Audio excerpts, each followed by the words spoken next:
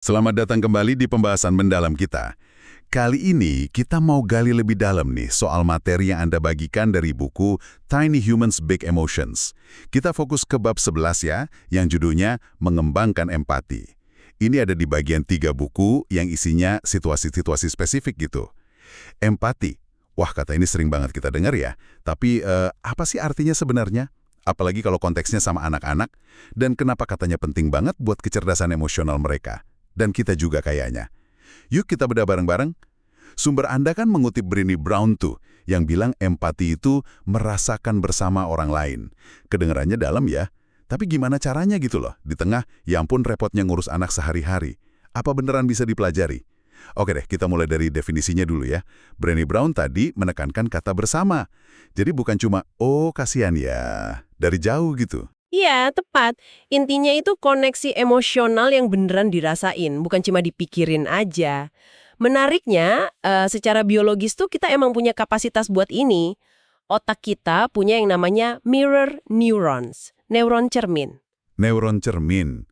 Kayak apa tuh? Ya, Anda bisa bayangin kayak ada cermin kecil gitu di otak kita yang ikut aktif pas kita lihat orang lain ngerasain sesuatu. Entah itu sedih, senang, sakit, apa aja. Jadi kita kayak ikut ngerasain sedikit dari apa yang mereka rasain. Nah, ini dasar biologisnya. Wah, jadi ada mekanisme otomatisnya gitu ya di otak kita? Ada dasarnya, iya. Tapi bukan berarti kita jadi pasif menerima aja. Nah, ini nih yang menarik dari pandangan Lisa Feldman Barrett, yang juga dikutip di sumber Anda. Beliau bilang, kita itu arsitek pengalaman emosi kita sendiri. Arsitek? Maksudnya gimana tuh? Artinya, gini, meskipun neuron cerminnya aktif, kita tuh tetap punya pilihan gimana ngerespon sensasi yang muncul itu. Kita nggak cuma ngebawa arus aja, kita bisa ngolahnya. Ini penting, karena nunjukin kalau empati itu bukan sekedar reaksi spontan, tapi juga melibatkan kesadaran dan pilihan kita. Itu melegakan tapi sekaligus jadi tantangan juga ya. Berarti kita punya peran aktif. Nah, buat ngebantu peran aktif itu, sumber Anda kan nyebutin kerangka 4 pilar empati dari Teresa Wiseman. Kenapa kerangka ini dianggap berguna banget? Kerangka Wiseman ini bagus banget karena dia ngubah empati dari sekedar perasaan baik yang abstrak jadi kayak serangkaian keterampilan yang konkret. Jadi bisa kita latih, bisa kita amati. Lebih jelas gitu. Mau kita lihat satu-satu? Boleh, boleh. Apa aja tuh 4 pilar itu? Oke, yang pertama, mengambil perspektif. Ini bukan cuma ngelihat apa yang orang lain lihat, tapi berusaha memahami gimana dunia ini kelihatan dan terasa dari sudut pandang unik mereka. Ini butuh usaha imajinasi sih dan nahan diri buat nggak langsung mikir dari kacamata kita sendiri. Nah, itu dia. Gak gantung ya, nahan asumsi kita. Apalagi kalau perspektif anak tuh rasanya beda banget sama logika kita orang dewasa. Betul, makanya butuh latihan sabar dan rasa ingin tahu. Dan ini nyambung banget sama pilar kedua, tidak menghakimi. Ini ada hubungannya sama mindfulness, kesadaran penuh, kemampuan buat ngamatin pikiran dan perasaan kita, termasuk reaksi kita ke orang lain, tanpa langsung ngasih label benar atau salah, baik atau buruk. Maksudnya gimana tuh? Tidak menghakimi. Ya, kita sadar aja pas pikiran menghakimi muncul, misalnya, duh gitu aja nangis sih, atau ini kan bukan masalah besar, kita sadari pikiran itu terus biarin aja lewat, nggak usah langsung diturutin gitu.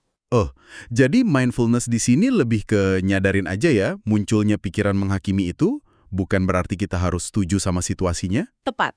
Bukan soal setuju atau nggak setuju, tapi lebih ke bikin ruang biar kita bisa beneran paham pengalaman orang lain, tanpa kehalang sama penilaian kita sendiri.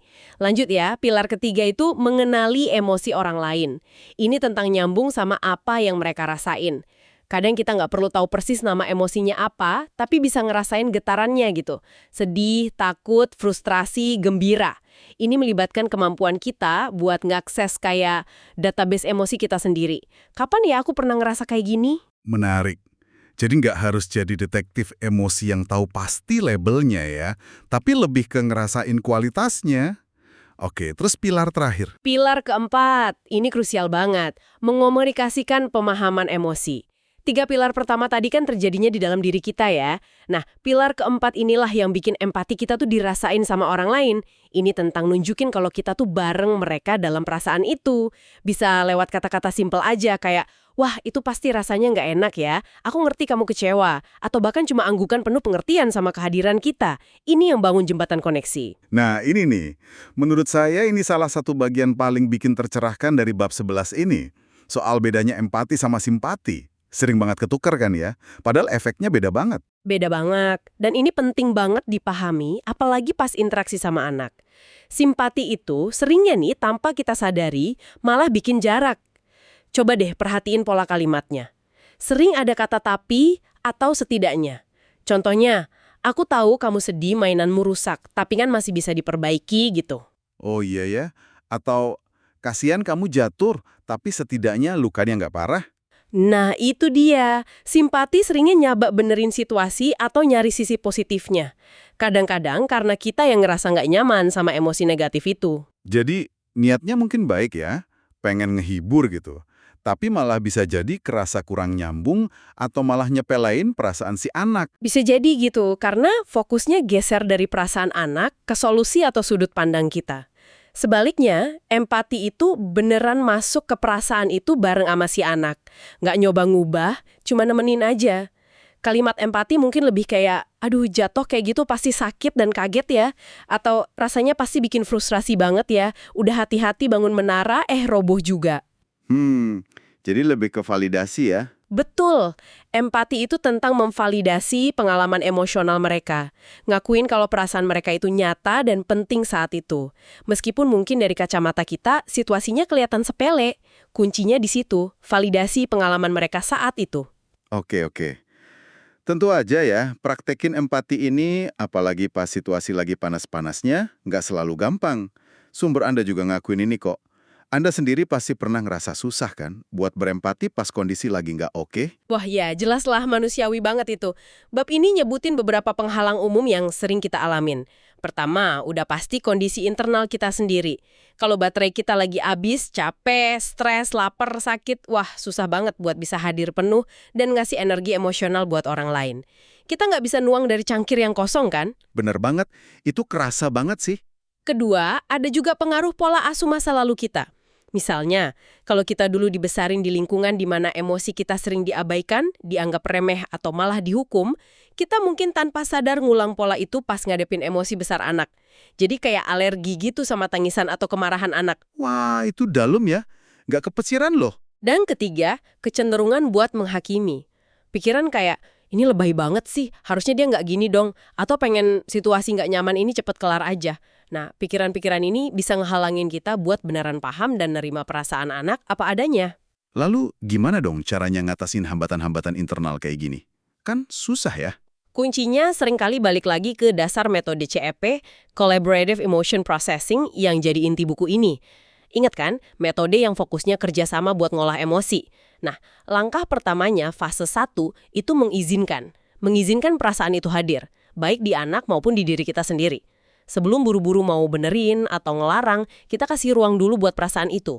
Nerima keberadaan perasaan kita sendiri, oke, aku lagi kesel nih sekarang. Itu langkah penting sebelum bisa empati ke anak. Jadi ngizinin dan nerima perasaan kita sendiri, itu juga bagian dari latihan empati ya. Masuk akal sih. Menarik juga nih, bab 11 ini ngebahas beberapa jebakan atau kesalahan umum yang bisa tanpa sengaja kita lakuin, yang malah ngehambat perkembangan empati anak. Betul, ada 2 poin penting yang disorot. Yang sering kali kita lakuin mungkin niatnya baik, tapi dampaknya malah kebalikannya buat perkembangan empati anak. Pertama, membebani anak dengan emosi kita. Kalimat kayak, kamu bikin mama sedih deh, atau ayah jadi kecewa kalau kamu nakal. Walaupun mungkin kedengarannya efektif ya sesaat, ini secara nggak langsung ngajarin anak kalau mereka tuh tanggung jawab atas perasaan orang dewasa. Ini beban yang berat banget dan bisa bikin mereka ngerasa bersalah atau bingung. Wah iya juga ya. Ini jebakan yang gampang banget kita jatuh ke dalamnya ya sehari-hari. Terus alternatifnya gimana dong? Alternatifnya, kita fokus ke dampak perilaku anak ke situasi atau orang lain secara konkret. Misalnya, kalau mainan dilempar bisa kena adik loh, atau kalau teriak di kuping ayah, ayah jadi kaget, atau validasi perasaan si anak. Ayah tahu kamu marah karena harus berhenti main. Yang lebih bagus lagi kita contohin cara kita ngelola emosi kita sendiri secara sehat. Misalnya, wah mama jadi sedikit kesel nih karena tumpah. Mama mau tarik nafas dulu sebentar ya. Ini ngajarin regulasi emosi bukan malah nambahin beban ke anak. Oke, itu jelas banget bedanya.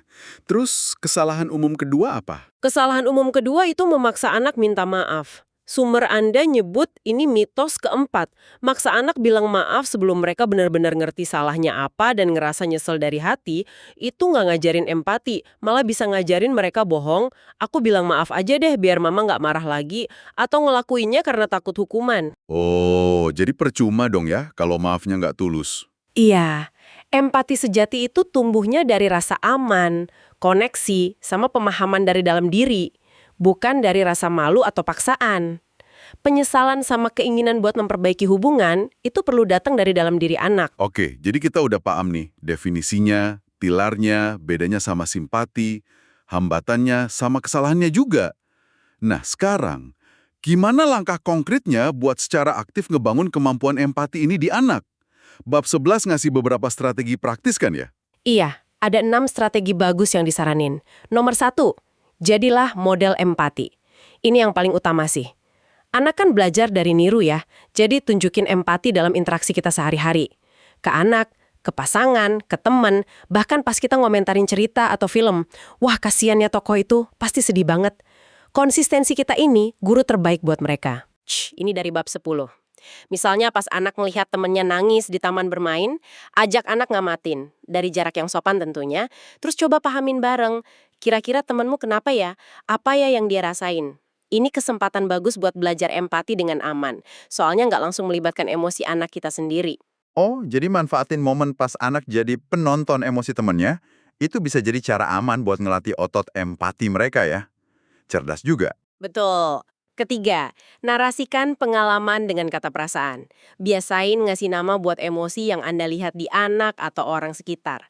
Wah, kamu kelihatan senang sekali bisa naik sepeda. Atau adik kelihatannya kecewa ya karena es krimnya jatuh. Ini ngebangun kosakata emosional mereka dan ngebantu mereka nyambungin apa yang dirasa di badan sama sebuah konsep. Oke, terus yang keempat. Keempat, gunakan buku dan cerita. Jangan cuma fokus ke alur ceritanya aja. Ajak diskusi soal perasaan karakternya. Menurutmu, si Kancil merasa apa ya waktu dia berhasil lari? Kalau kamu jadi tokoh itu kamu merasa gimana? Ada rekomendasi jenis cerita atau pertanyaan spesifik gitu yang efektif buat ngelatih empati lewat buku? Cerita yang nunjukin dilema sosial atau karakter yang ngalamin macam-macam emosi itu bagus banget. Pertanyaannya bisa kayak, apa ya yang mungkin dipikirin atau dirasain karakter X? Apa yang bisa dilakuin karakter Y buat ngebantu? Pernah nggak kamu ngerasa kayak gitu? Terus yang kelima, latih pengambilan perspektif saat bermain. Dunia mainan itu kayak laboratorium sosial yang aman buat anak. Pas main boneka atau main peran, coba deh ajuin pertanyaan imajinatif. Kira-kira boneka beruang merasa apa ya kalau nggak diajak main? Menurutmu, apa yang diinginkan mobil-mobilan itu pas dia balapan paling depan? Wah, seru juga ya idenya. Oke, terakhir, yang keenam. Kembangkan sikap tidak menghakimi melalui mindfulness yoga. Lakuin aktivitas kesadaran sederhana bareng anak. Sumber Anda nyebutin contoh kartu kayak Yoga Pretzels atau Little Yogi Deck, tapi bisa juga sekedar latihan napas bareng atau ngamatin sensasi di tubuh. Kenapa ini penting? Soalnya latihan mindfulness itu bantu kita dan anak ngelatih otot mengamati tanpa menghakimi. Itu kan inti dari pilar kedua empati tadi ya. Nerima apa adanya saat ini. Pembahasan yang padat banget dan aplikatif ya dari bab 11 ini. Jadi kesimpulan besarnya nih, empati itu bukan cuma sifat bawaan ada atau nggak ada gitu ya. Tapi lebih kayak sebuah keterampilan kompleks yang bisa dan perlu kita asah terus-menerus, baik di anak maupun di diri kita sendiri. Paham 4 pilarnya, bedain sama simpati, sadar sama hambatan internal kita, terus secara sadar nerapin strategi-strategi praktis tadi, itu kuncinya ya. Jadi apa artinya semua ini buat Anda dalam interaksi sehari-hari dengan si kecil di rumah? Mungkin satu pemikiran penutup yang bisa Anda bawa pulang buat direnungkan ya. Sumber ini dan buku ini secara keseluruhan kayaknya sangat menekankan kalau pekerjaan ngembangin empati pada anak itu seringkali dimulainya dari pekerjaan kita pada diri sendiri dulu. Gimana kesediaan kita buat berempati sama diri kita sendiri, nerima capek kita, frustrasi kita, ketidaksempurnaan kita sebagai orang tua, dan dari situ gimana kesediaan kita buat benar-benar merasakan bersama anak dengan segala kerumitan dan mungkin keanehan emosi mereka dari sudut pandang kita. Bukan malah refleks pengen benerin, ngelarang, atau nasehatin perasaan mereka. Gimana kesediaan ini bisa secara fundamental ngubah kualitas hubungan dan rasa terhubung kita sama mereka buat jangka panjang. Wah, pertanyaan reflektif yang kuat banget itu. Terima kasih sudah menyimak pembahasan mendalam kita kali ini soal pengembangan empati berdasarkan bab 11 dari Tiny Humans Big Emotions. Semoga ada inspirasi atau ide praktis yang bisa Anda coba terapkan atau mungkin pikirkan lebih lanjut ya. Sampai jumpa di kesempatan berikutnya.